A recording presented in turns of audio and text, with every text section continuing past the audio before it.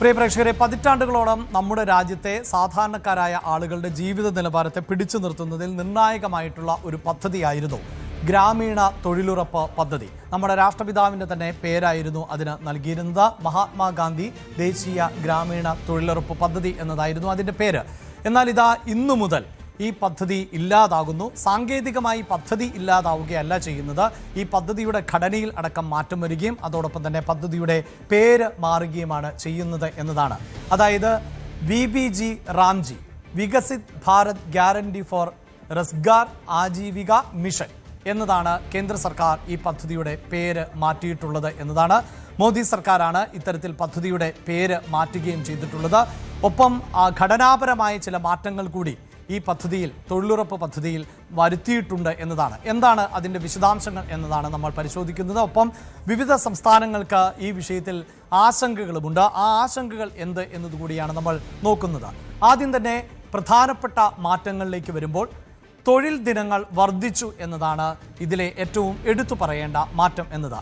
മുൻ പദ്ധതി, അതായത് ഗ്രാമീണ തൊഴിലുറപ്പ് പദ്ധതി അനുസരിച്ച് 100 പ്രവൃത്തി ദിവസങ്ങൾ, 100 ദിവസങ്ങൾ ആയിരുന്നു ആ പദ്ധതിയുടെ കീഴിൽ ഒരു വർഷം വന്നിരുന്നത് എങ്കിൽ ഇപ്പോഴിതാ 25 ദിവസം കൂടി അധികമായി വരുന്നു. അങ്ങനെ 125 തൊഴിൽ ദിവസങ്ങൾ എന്ന നിലയിലേക്കാണ് ഇപ്പോൾ ഈ പദ്ധതിയുടെ ഘടനാപരമായിട്ടുള്ള ഏറ്റവും പ്രധാനപ്പെട്ട മാറ്റം എന്നത്. ഈ 125 ദിവസത്തിലേക്ക് വർദ്ധിപ്പിച്ചു എന്നത് സംസ്ഥാനങ്ങൾക്ക് ആശങ്കയുണ്ടാക്കുന്ന ഒന്നാണ്. അതെന്ത് എന്നതിലേക്ക് വരാം. ഒപ്പം മറ്റ് പ്രധാനപ്പെട്ട മാറ്റങ്ങളിൽ ഒന്ന് ഇതുമായി ബന്ധപ്പെട്ട ഫണ്ട് അനുവദിക്കുക എന്നുള്ളതാണ്. നിലവിൽ ഈ ഗ്രാമീണ തൊഴിലുറപ്പ് പദ്ധതി പ്രകാരം ഓരോ സംസ്ഥാനങ്ങളും അതാത് സാഹചര്യങ്ങളിലെ ആവശ്യങ്ങൾക്ക് അനുസരിച്ച് പണം ആവശ്യപ്പെടുകയും അങ്ങനെ പണം കേന്ദ്ര സർക്കാർ അനുവദിക്കുകയുമാണ് ചെയ്യാറുള്ളത് എന്നതാണ്. ഈ പദ്ധതി എന്നത് കേന്ദ്രത്തിൻ്റെയും വിവിധ സംസ്ഥാനങ്ങളുടെയും സംയുക്തമായി നടക്കുന്ന പദ്ധതിയാണ്. 90:10 എന്നതായിരുന്നു. 90% തുകയും കേന്ദ്ര സർക്കാർ, 10% സംസ്ഥാന സർക്കാർ എന്നതാണ് നേരത്തെ ഉണ്ടായിരുന്ന ഘടന. ആ ഘടനയിലും മാറ്റമുണ്ട്, അതിലേക്കും വരാം. അതിനു മുമ്പ് ഈ ആവശ്യാനുസരണം അനുവദിച്ചിരുന്ന രീതി ഇപ്പോൾ ഒഴിവാക്കപ്പെട്ടിരിക്കുന്നു എന്നുള്ളതാണ്. ഓരോ സംസ്ഥാനങ്ങളും മുൻകൂട്ടി നിശ്ചയിച്ച ഒരു തുകയായിരിക്കും കേന്ദ്ര സർക്കാരിൻ്റെ ഭാഗത്ത് നിന്ന് നൽകുക. ആ മുൻകൂട്ടി നിശ്ചയിച്ച തുക ഓരോ സംസ്ഥാനങ്ങളുടെയും കണക്കുകൾക്ക് അനുസരിച്ച് തന്നെ ഒരു നിശ്ചിത ഫണ്ട്, ആ ഫണ്ട് നേരത്തെ തന്നെ മുൻകൂട്ടി നിശ്ചയിക്കുകയും അങ്ങനെ ആ തുക സംസ്ഥാനങ്ങൾക്ക് നൽകുകയുമാണ് ചെയ്യുക. ഇവിടെ ഇതാ ഈ നിശ്ചിത വിഹിതം, അതായത് മുൻകൂട്ടി നിശ്ചയിച്ചത് പ്രകാരം നൽകുന്ന ഒരു തുക, ആ തുകയിൽ മാറ്റമുണ്ടായാൽ അല്ലെങ്കിൽ ആ തുക തികയാതെ വരികയോ അതിന് മുകളിലേക്ക് സംസ്ഥാനങ്ങൾക്ക് ആവശ്യമുണ്ടാവുകയോ ചെയ്താൽ ആ അധിക തുകയിലൂടെ ഉണ്ടാകുന്ന ചിലവുകൾ സംസ്ഥാനങ്ങൾ തന്നെ വഹിക്കണം എന്നതാണ് പ്രധാനപ്പെട്ട മാറ്റങ്ങളിലെ എടുത്തു പറയേണ്ടത്. സ്വാഭാവികമായും ഈ അധിക ചെലവ് വിവിധ സംസ്ഥാനങ്ങൾക്ക് വലിയ തോതിലുള്ള ആശയക്കുഴപ്പമാണ് ഇപ്പോൾ സൃഷ്ടിച്ചുകൊണ്ടിരിക്കുന്നത്. ഇനി മറ്റ് വിവരങ്ങളിലേക്ക് പോകുമ്പോൾ തന്നെ കേന്ദ്രവിഹിതം, ഇപ്പോഴത്തെ കേന്ദ്രവിഹിതം നമുക്കറിയാം, ഈ തൊഴിലുറപ്പ് പദ്ധതിയുമായി ബന്ധപ്പെട്ട് ഒരു നിശ്ചിത വിഹിതം സ്വാഭാവികമായും വിവിധ സംസ്ഥാനങ്ങൾക്ക് നൽകേണ്ടതായി വരുമല്ലോ.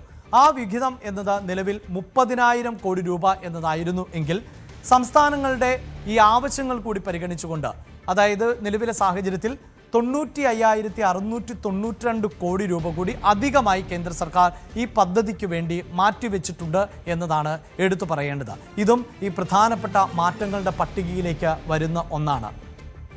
ഇനിയുള്ള ആശങ്കകൾ ആണ് സംസ്ഥാനങ്ങളുടേത് എടുത്തു പറയേണ്ടത്. പ്രത്യേകിച്ച് കേരളം ഉൾപ്പെടെയുള്ള സംസ്ഥാനങ്ങൾ ആണ് ഈ ആശങ്ക നേരിടുന്നത് എന്നതാണ്. നേരത്തെ ഞാൻ സൂചിപ്പിച്ചു, കേന്ദ്രത്തിൻ്റെയും സംസ്ഥാനങ്ങളുടെയും സംയുക്തമായി നടത്തുന്ന ഒരു പദ്ധതിയാണ് ഈ ഗ്രാമീണ തൊഴിലുറപ്പ് പദ്ധതി എന്നത്. അത് പേര് മാറ്റി പുതിയ ഫോർമാറ്റിലേക്ക് മാറുമ്പോൾ ആ അനുപാതത്തിൽ മാറ്റം വരുന്നു എന്നുള്ളതാണ്. പദ്ധതിയുടെ 90% കേന്ദ്ര സർക്കാരാണ് വഹിച്ചിരുന്നത്. കേവലം 10% തുക മാത്രമായിരുന്നു ഇതിനു മുമ്പ് വിവിധ സംസ്ഥാനങ്ങൾ നൽകിക്കൊണ്ടിരുന്നത്. എന്നാൽ അതിൽ പ്രകടമാകുന്ന മാറ്റം ആണ് വന്നിട്ടുള്ളത്. 60:40 എന്ന നിലയിലേക്കാണ് ഇപ്പോൾ മാറിയിട്ടുള്ളത്. പദ്ധതിയുടെ 60% തുക കേന്ദ്ര സർക്കാരും 40% തുക സംസ്ഥാനവും വഹിക്കണം എന്നുള്ളതാണ്. അപ്പോൾ നിലവിൽ 10% തുക മാത്രം കണ്ടെത്തേണ്ടിയിരുന്ന സംസ്ഥാനങ്ങൾക്ക് ഇപ്പോൾ 40% തുക കണ്ടെത്തേണ്ടതായി വരുന്നു എന്നതാണ് ഈ പദ്ധതി ഘടനാപരമായി മാറ്റുമ്പോൾ ഉണ്ടാകുന്ന ഏറ്റവും വലിയ വെല്ലുവിളി എന്നത്. അതായത് നേരത്തെ എത്ര തുകയാണോ കണ്ടെത്തിയിരുന്നത് അതിൻ്റെ 4 ഇരട്ടി തുക വിവിധ സംസ്ഥാനങ്ങൾ ഇനി മുതൽ ഈ തൊഴിലുറപ്പ് പദ്ധതിക്കായി കണ്ടെത്തേണ്ടതായി വരുന്നു എന്നുള്ളതാണ്. മാത്രവുമല്ല ഇതോടൊപ്പം ചേർത്ത് വെക്കേണ്ട മറ്റൊന്ന്, ഇത്രയും നാൾ ഈ 100 ദിവസത്തേക്കുള്ള തുക കണ്ടെത്തിയാൽ മതിയായിരുന്നു എന്നതാണ്. അത് നമുക്കറിയാം, വിവിധ സംസ്ഥാനങ്ങളിൽ വ്യത്യസ്തമായ കൂലിയാണ് നൽകുന്നത്. കേരളം ഏറ്റവും ഉയർന്ന കൂലി ലഭിക്കുന്ന സംസ്ഥാനം കൂടിയാണ്. അപ്പോൾ 25 ദിവസങ്ങൾ എന്ന് പറയുമ്പോൾ 4-1 കൂടി വർദ്ധിച്ചു. അതായത് 25% തൊഴിൽ ദിനങ്ങൾ വർദ്ധിച്ചു എന്നതിന് അർത്ഥം. അപ്പോൾ ആ 25 ദിവസം കൂടി ഈ തുക കണ്ടെത്തുക എന്നത് ഓരോ സംസ്ഥാനങ്ങൾക്കും അധിക ബാധ്യതയായി വരുന്നു. നേരത്തെ ഞാൻ സൂചിപ്പിച്ചു, 10% തുക കണ്ടെത്തുക എന്നത് 4 ഇരട്ടിയായി വർദ്ധിച്ചു. അതോടൊപ്പം തന്നെ 25 ദിവസം, വീണ്ടും 25 ദിവസത്തേക്ക് കൂടിയുള്ള അധിക തുക കൂടി ഈ സംസ്ഥാനങ്ങൾ കണ്ടെത്തുക എന്നുള്ളതാണ് വെല്ലുവിളിയായി നിൽക്കുന്നത്. മറ്റൊന്ന്, അവിദഗ്ധ തൊഴിലാളികളുടെ സാന്നിധ്യം ഇല്ലാതെയാകും എന്നുള്ളതാണ്. നമുക്കറിയാം, നമ്മുടെ നാടുകളിലൊക്കെ ഈ തൊഴിലുറപ്പ് പദ്ധതിയുടെ ഭാഗമായി നിരവധി ആളുകൾ ജോലി ചെയ്യുന്നത് ഇതിനോടകം തന്നെ നിങ്ങളുടെയൊക്കെ ശ്രദ്ധയിലേക്ക് വന്നിട്ടുണ്ടാകും. അവിടെയൊന്നും വിദഗ്ധ തൊഴിലാളികൾ ആയിരുന്നില്ല തൊഴിൽ ചെയ്തിരുന്നത്. പല മേഖലകളിലും തൊഴിൽ ചെയ്തിരുന്ന ആളുകൾക്ക് ആ തൊഴിലിനെ കുറിച്ച് കാര്യമായ അറിവൊന്നും ഉണ്ടാകണമെന്നില്ല. എടുത്തു പറയേണ്ടത്, ഈ തൊഴിലുറപ്പ് പദ്ധതിയിലൂടെ സർക്കാർ വിഭാവനം ചെയ്തിരുന്നത് സാധാരണക്കാരായ ആളുകൾക്ക്, മറ്റിടങ്ങളിലൊക്കെ തൊഴിൽ ലഭിക്കാത്ത ആളുകൾക്ക് ഒരു തൊഴിൽ ലഭിക്കുക, ഒരു മിനിമം വരുമാനമെങ്കിലും അവർക്ക് ഉറപ്പാക്കുക. 100 തൊഴിൽ ദിനങ്ങൾ എന്നതുകൊണ്ട് തന്നെ നിരവധിയായ ആളുകൾക്ക് വരുമാനം ലഭിക്കും. ആ വരുമാനം സ്വാഭാവികമായും അവരുടെ ജീവിത നിലവാരത്തിൽ മാറ്റമുണ്ടാകും. പല കുടുംബങ്ങളും ഈ തൊഴിലുറപ്പ് പദ്ധതിയിലൂടെ അടക്കം മുന്നോട്ട് പോകുന്ന സാഹചര്യമുണ്ടായി. മാത്രമല്ല, അവരുടെ സമ്പാദ്യം അത് വിപണികളിലേക്ക് ഇറങ്ങുകയും ചെയ്യും. അങ്ങനെ സ്വാഭാവികമായും വിപണികളിലും ഒരു ഉണർവുണ്ടാവും ഓരോ സംസ്ഥാനങ്ങളിലും. അതുകൊണ്ട് തന്നെയാണ് അവിദഗ്ധ തൊഴിലാളികൾക്ക് കൂടുതൽ ഇടം നൽകിയിരുന്നത് എന്നതാണ്. ഇനിയിപ്പോൾ അതല്ല സാഹചര്യം. കാരണം ഇപ്പോഴത്തെ ഈ പദ്ധതി വിഭാവനം ചെയ്യുന്ന വിവരങ്ങൾ അനുസരിച്ച് ഇപ്പോഴത്തെ ഈ തൊഴിലുറപ്പ് പദ്ധതിയുടെ ഭാഗമായി സ്വകാര്യ വ്യക്തികളുടെ പറമ്പുകളിലും മറ്റുമൊക്കെ തൊഴിൽ ചെയ്തിരുന്നുവെങ്കിൽ ഇനി കുറച്ചുകൂടി വിദഗ്ധ തൊഴിലാളികളുടെ ആവശ്യം വരുന്ന തൊഴിൽ മേഖലയിലേക്ക് ഇത് മാറുകയാണ്. ഒരു തരത്തിൽ പറഞ്ഞാൽ ആസ്തി വികസനത്തിലേക്ക് മാറുന്നു എന്നുള്ളതാണ്. ഈ തൊഴിലാളികൾ ഇങ്ങനെ തൊഴിൽ ചെയ്യുമ്പോൾ അതിൽ നിന്ന് കൃത്യമായൊരു ഔട്ട്പുട്ട് ഉണ്ടാക്കുക എന്നതാണ് കേന്ദ്ര സർക്കാർ വിഭാവനം ചെയ്യുന്നത്. വെറുതെ തൊഴിലെടുത്ത് കുറേ ദിനങ്ങൾ നഷ്ടപ്പെടുത്തുക, കുറേ കൂലി വാങ്ങുക എന്നതിനപ്പുറത്ത് ഈ തൊഴിലിന് കൃത്യമായ ഒരു ഔട്ട്പുട്ട് ഉണ്ടാകണം എന്ന് കേന്ദ്ര സർക്കാർ ആവശ്യപ്പെടുകയാണ്. അങ്ങനെ ആവശ്യപ്പെടുമ്പോൾ അവിടെ സ്വാഭാവികമായിട്ടും വിദഗ്ധ തൊഴിലാളികളോ അർദ്ധവിദഗ്ധ തൊഴിലാളികളോ കുറച്ചെങ്കിലും ആ മേഖലയിൽ പ്രാവീണ്യമുള്ള ആളുകളോ ആയിരിക്കണം ഈ തൊഴിൽ മേഖലയിലേക്ക് കടന്നു വരേണ്ടത്. പ്രിയ പ്രേക്ഷകരെ, അവിടെ നേരിടുന്ന ഒരു വെല്ലുവിളി എന്നത് കേരളം ഉൾപ്പെടെയുള്ള സംസ്ഥാനങ്ങളിൽ പല ജോലികൾക്കും വിദഗ്ധ തൊഴിലാളികളെയും അർദ്ധവിദഗ്ധ തൊഴിലാളികളെയും ഒക്കെ ലഭിക്കാത്ത സാഹചര്യം ആണ് ഇപ്പോൾ ഉള്ളത്. അതിന് കാരണം വിദഗ്ധ തൊഴിലാളികൾക്ക് പുറത്ത് തന്നെ നിരവധിയായ തൊഴിലവസരങ്ങൾ ഉണ്ട് എന്നതാണ്. പല ജോലികൾക്കും ലഭിക്കാനേയില്ല.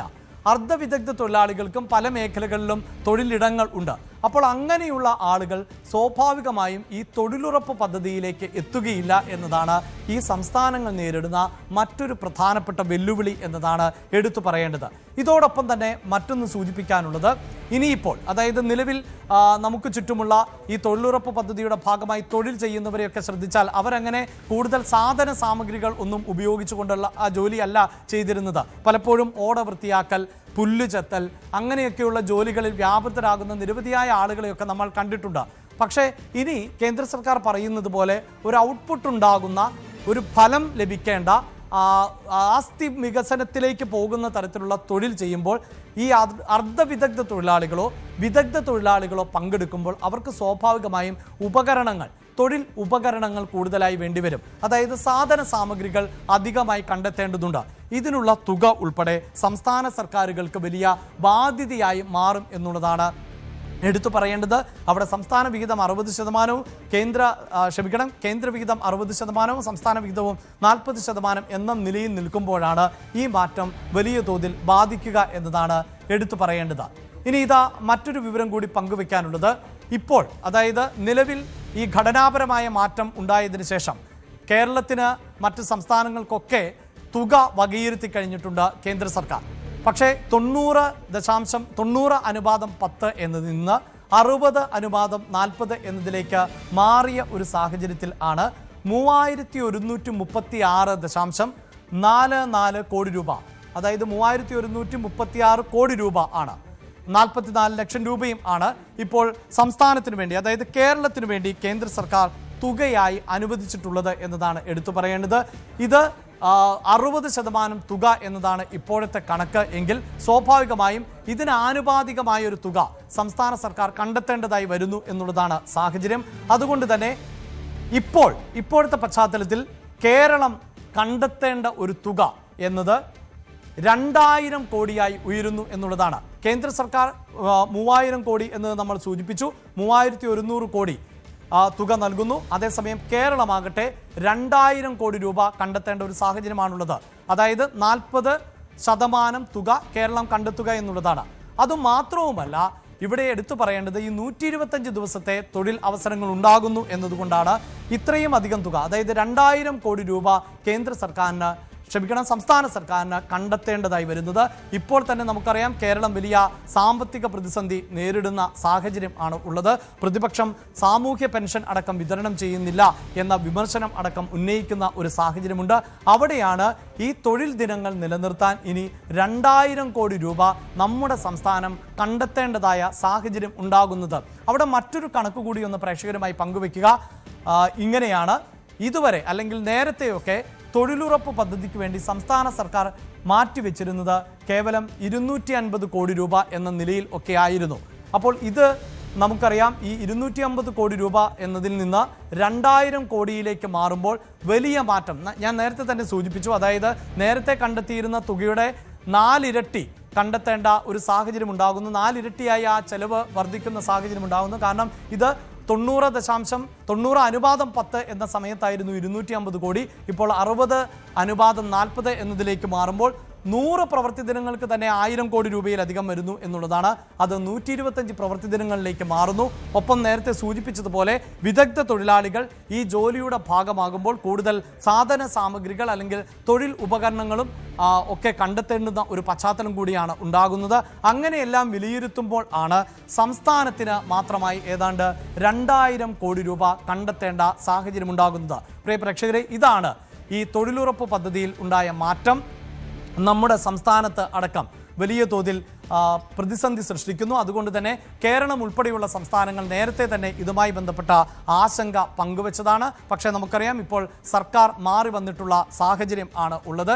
നേരത്തെ കഴിഞ്ഞ 10 വർഷമായി ഇടത് സർക്കാരാണ് ഭരണത്തിലിരുന്നത്. ഇപ്പോൾ UDF സർക്കാരാണ് അധികാരത്തിലേറുന്നത്. സ്വാഭാവികമായും ഈ ഭാരം UDF സർക്കാരിലേക്ക് വരുന്നു. ഈ സംസ്ഥാന സർക്കാരിൻ്റെ പിടിപ്പുകേട് കൊണ്ട് ഏതെങ്കിലും തരത്തിൽ തൊഴിൽ ദിനങ്ങൾ നഷ്ടമാവുകയോ തൊഴിലുറപ്പ് പദ്ധതിയിൽ ഏതെങ്കിലും തരത്തിലുള്ള പ്രതിസന്ധി സൃഷ്ടിക്കുകയോ ചെയ്താൽ അത് രാഷ്ട്രീയമായി കൂടി വലിയ വിമർശനങ്ങൾക്ക് വഴിവെക്കുന്ന ഒരു പശ്ചാത്തലമുണ്ടാകും. അതുകൊണ്ട് തന്നെ കേന്ദ്ര സർക്കാരിൻ്റെ ഈ പുതിയ സ്കീമിൽ അല്ലെങ്കിൽ പദ്ധതി മാറ്റത്തിൽ ഉൾപ്പെടുത്തിക്കൊണ്ടു തന്നെ ഇപ്പോഴത്തെ സർക്കാരിന് ഈ തുക കണ്ടെത്തി 125 തൊഴിൽ ദിനങ്ങളും ഉറപ്പാക്കേണ്ട ഉത്തരവാദിത്തമാണ് ഉണ്ടാകുന്നത്.